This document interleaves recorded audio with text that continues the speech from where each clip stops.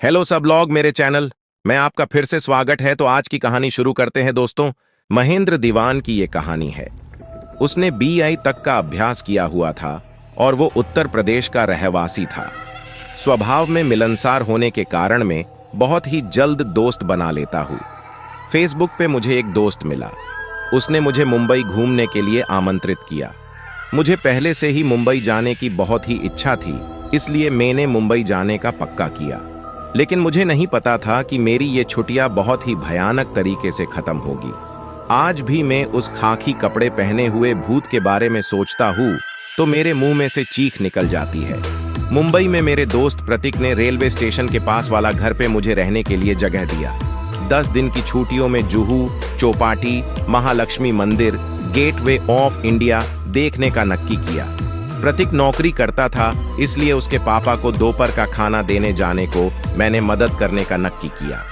मुझे नहीं पता था कि दोस्त के पिताजी की ये मदद मुझे बहुत ही भारे पड़ने वाली थी। मैं मीरा रोड से टिफिन लेके जा रहा था। अचानक मेरी नजर दाईं और खाकी कलर के कपड़े पहने हुए एक आदमी पे पड़ी। मुझे लगा कि वो एक रेलवे का कर्मचारी होगा। मैंने उसको देखकर अपना सिर थोड़ा हिलाया और उसने भी अपना सिर हिलाया। लेकिन मैं जैसे ही आगे बढ़ा, वो आदमी भी रेलवे के पाटे पे आगे आगे चलने लगा। अब मुझे डर के कारण पसीना होने लगा। कन्यू की मुझे लगा कि वो मानसिक रूप से अस्वस्थ है या फिर वो मुझे मर के लूट लेना चाहता है। मैंने अपनी चलने की स्पीड बढ़ाई तो उस आदमी ने भी मेरे साथ दौड़ने लगा। दौड़ते दौड़ते अचानक उसने एक पत्थर उठा लिया और दूसरे हाथ में पहले से ही एक लकड़ी थी। जब वो पत्थर लेने के लिए नीचे झुका तब उसकी पीठ मेरी ओर हुई तो मैंने देखा कि उसकी पीठ पे मांस के टुकड़े लटक रहे थे और खून की धार बह रही थी। तब मुझे पता चला कि मेरी उसके साथ मुलाकात हो चुकी है।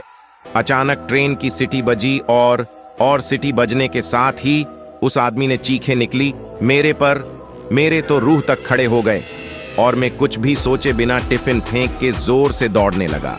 मेरी चंपल भी रास्ते में छूट गई और कंकड़ और पत्थर वाले रास्ते पे 300 मीटर तक दौड़ के हाईवे तक पहुंचा। सन्नाटा और उस सनकी से दूर जाके लोगों की भीड़ देखकर मेरे जान में जान आई। लेकिन डर के कारण मैं रोने लगा।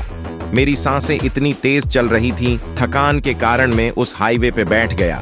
मुझे रोता हुआ देखकर लोग इकट्ठे हो गए। किसी ने मेरी जेब से फोन निकलकर मेरे दोस्त से बात किया। मेरा दोस्त टैक्सी में बिठा के उसके घर ले गया।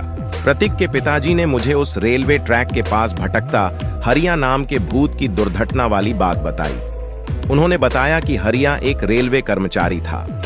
हरिया का काम ट्रेन के पाटे रिपेयर करने का था और जानवरों को रेलवे के पाटे से दूर रखने का था।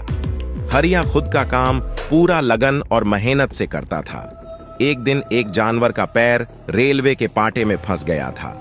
हरियो ये देखकर पाटे की ओर भागा और अपना पूरा ताकत लगा के वो जानवर का पैर निकलने की कोशिश करने लगा और उसी वक्त अचानक से ट्रेन आ गई। लेकिन बहुत ही कोशिश के बाद हरियो उस जानवर का पैर पाटे में से निकाल तो दिया, लेकिन ट्रेन की आवाज के कारण घबरा गया हुआ जानवर ने अपने सिंग से हरिया को उछाड़ के पाटे पर फेंक दिया और हरिया की पीठ पर से ट्रेन गुजर गई।